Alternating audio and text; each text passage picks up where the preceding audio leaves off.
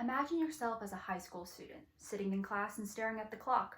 Sometimes that 50-minute period seems to drag on forever, but it would be eternally longer if that period were 90 minutes long. For kids in middle school and high school, using block schedules to create 90-minute periods is the worst alternative in comparison to using the standard system of 50-minute periods each school day. After spending many hours over the course of days researching block scheduling and its effects in secondary education, I am confident in the knowledge I have acquired on this subject. Today, I will first explain how the attention span of teenagers induces negative results when classes are longer than 50 minutes. Next, I will discuss how many individual problems arise when class periods are alternated and blocked. And lastly, I will utilize evidence to show that student retention and academic performance falters under a block scheduling system. But before I continue, I'd like to preface this speech by acknowledging that due to COVID-19, many secondary schools have no choice but to use the block scheduling system. My line of reasoning here is strictly being applied to normal circumstances, where schools have the choice as to which scheduling system to use. So first, I'd like to elaborate on the effects of teenage attention spans in combination with longer class periods. So the reality of most teenagers having shorter attention spans results in 50-minute class periods being a better choice than 90 or more minute periods. First of all, block scheduling, for those who may not be familiar with the subject, is generally having 3 to 4 90-minute periods each day, followed by a different set of 3 to 4 90-minute periods the next day, and continuing to alternate throughout the year. This is opposed to having the standard of 6 to 8 50-minute periods each day. Now, a common misconception under the block scheduling system is that longer periods leads to longer lengths of focused learning. However, as discussed by the article Block Scheduling, A Solution or Problem by Sharon Cromwell in 2013, block scheduling in itself is no guarantee of active learning. Because of shorter attention spans in middle and high school students, many students become less focused with longer periods of time, especially as many teachers continue to just lecture instead of engage in active learning. This concept is also supported by something called the spacing effect. After conducting research and publishing his article, Productive Use of Time, in 1993, L.W. Anderson emphasizes that one of the most dependable findings in psychology holds up that spaced practices over several lessons or study periods is superior to equal amounts of time spent in massed practice. In other words, spaced practices, that being more shorter periods in one day, yields greater results than massed practices, that being fewer longer periods in a day as in a block schedule. Now that I've covered my first point about student attention spans, I would like to discuss how a block schedule can have a negative impact on specific individuals. Using a block schedule instead of the traditional 50-minute classes can cause major problems for various individuals in the school system. One key characteristic in a block scheduling system is that each student will only attend half of their classes each day, but for a longer amount of time. While this may seem ideal for accomplishing more in one sitting, this makes it extremely difficult when students have absences.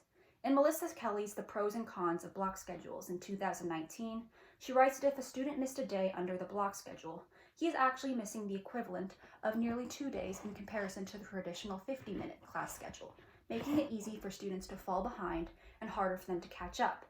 In addition, having a block schedule has a negative impact on student athletes. Most athletic programs hold practices in the last period of each day, and this arrangement works well under the 50-minute class system, as students are able to attend each subject each day and then athletics. However, if coaches expect athletes to practice each day, student athletes in a block scheduling system will end up practicing longer each day and be unable to take as many academic courses as they would in the 50-minute system. Now that I've discussed how certain individuals are affected through different schedule systems, I would lastly like to talk about student retention and performance in school. Using a block scheduling system in secondary schools has a negative impact on both the ability for students to retain information and overall academic performance. There are two additional common methods of block scheduling, the semester and trimester plan, that involve students taking over a few of their classes at a time in 90-minute periods and switching either each semester or trimester. But with these messages and methods, students often have problems retaining information learned in previous semesters or trimesters. In Jeff Lindsay's article, The Case Against Block Scheduling in 2013, he writes that first semester students had forgotten a significant amount of class material by the time they took their test at the end of the year in a study. This would not be the problem in a standard 50-minute system, With this, students would take all their classes each day for the whole year, and therefore keeping all the information they learn fresh in their head. But even using the alternating day block schedule method, overall academic potential is not reached as the same in the standard 50-minute system. Many studies have shown that over a duration of time, information is better learned with year-long daily learning rather than blocking.